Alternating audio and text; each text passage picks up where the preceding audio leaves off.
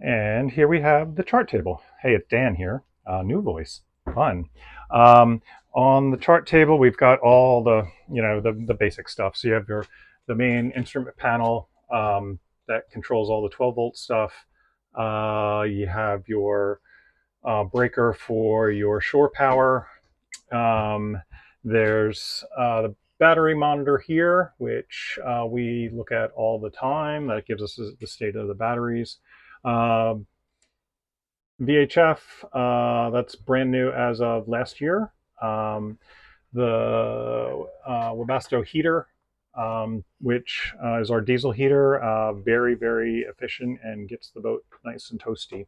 Um, Other things, there's a very old chart plotter that is fully functional. It's the Neo GeoNav, which was bought out by Navionics, and it's it works like Navionics. It's not we don't use it, but if you want a chart plotter, there's a very old one here. Um, if a chart plotter is something that you use, then you'll be able to hook up to the cabling here because the GPS and GPS feeds into this and it's fully functional. Our radar unit, another ancient beast, this is not functional right now. We do have a radar reflector. There's this display that if you're a radar user and you do night transits and things like that where radar is important, I would suggest upgrading the system. Even when this was functional, it was we found it very hard to use because it's crazy old. Basic chart plotter. We got storage underneath here. We've got our power and charging station here.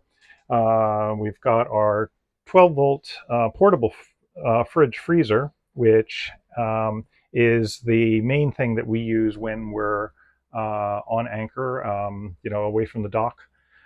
Super efficient. When since we've been in the marina for the winter, we've converted it to a freezer. It will go down to as low as I think minus 20. So plenty spacious enough. So right now we've just got some frozen veggies and stuff in there.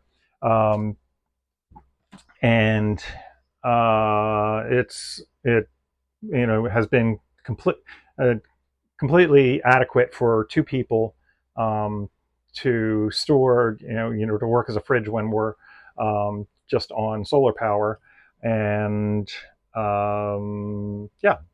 Also, we have our dehumidifier, which we was a lifesaver for the winter, just to keep the condensation out of the boat and keep the air humidity at a reasonable level. So that's worked fantastically.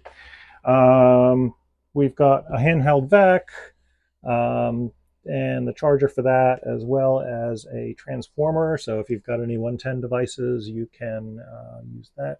We've got a 1,000-watt inverter back there, which we use when we're away from the dock.